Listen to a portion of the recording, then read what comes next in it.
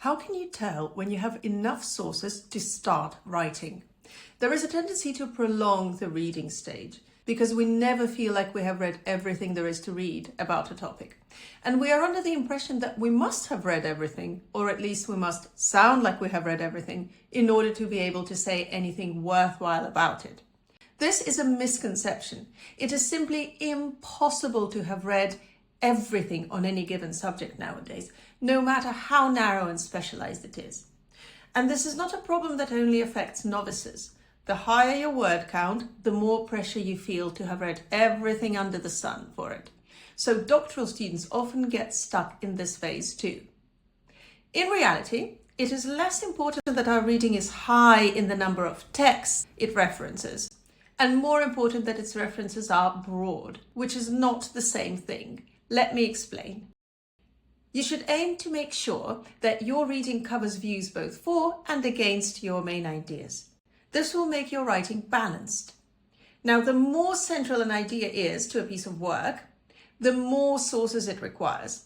Not because you're supposed to have read everything, but because you're supposed to demonstrate that you're aware that there is disagreement on this, and in academia there will be disagreement, and that it is possible to think and say very different things about it. Next, you should line up sources to reference your supporting ideas. Those are not the gist of your argument, but rather the assumptions that your argument is based on. This will make your writing well informed. And finally, you may also use sources to illustrate a single point occasionally, especially if that point is contentious and lots of people disagree on it. Imagine you want to mention something in passing to explain what you mean, but you know that the explanation itself is not something that's taken for granted, in which case you can simply cite a single source to back yourself up on it. But there's no need to cite a counter source here because you are not getting into that whole debate. It is peripheral to your argument. This will show that your writing is thorough since you make no claims without supporting evidence. And if you're an undergraduate just starting to write university level essays, don't worry too much about this one for now. It mostly applies to longer pieces. Let's take an example. I'm going to use a very simple one. Say I'm writing an essay about the ethics of bullfighting. First, I should aim to have read texts that are in favor of bullfighting, just a few, but for different reasons.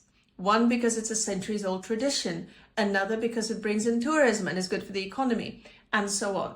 So now I have covered the pro side. Next, I am looking at the anti side, the side that says bullfighting is unethical.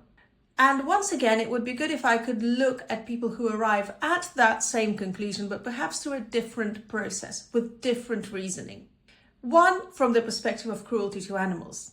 One from an environmental standpoint. One that discusses how dangerous it is for the crowds. Yet another that argues that bullfighters work in terrible conditions and are exploited for tourism. I don't need to know every single viewpoint and argument. I just need to know enough to demonstrate that I'm familiar with a variety of viewpoints that have come before me. In other words, I am showing that my own thinking and writing has been informed by the thinking and writing that has already been done about this question, that I am part of the debate. Once I can do that, that's how I know my preliminary phase is over, and it's time for me to move on to structuring my own thoughts and putting them to paper. It's then up to me how I want to structure my argument and support it with sources I have read so far. And of course, if later I realize that there is a gap in my reading that I must fill to make my argument complete, I can always go back and try to find a source to fill it with. But what I cannot and must not do is try to fill any number of potential hypothetical gaps just in case they come up.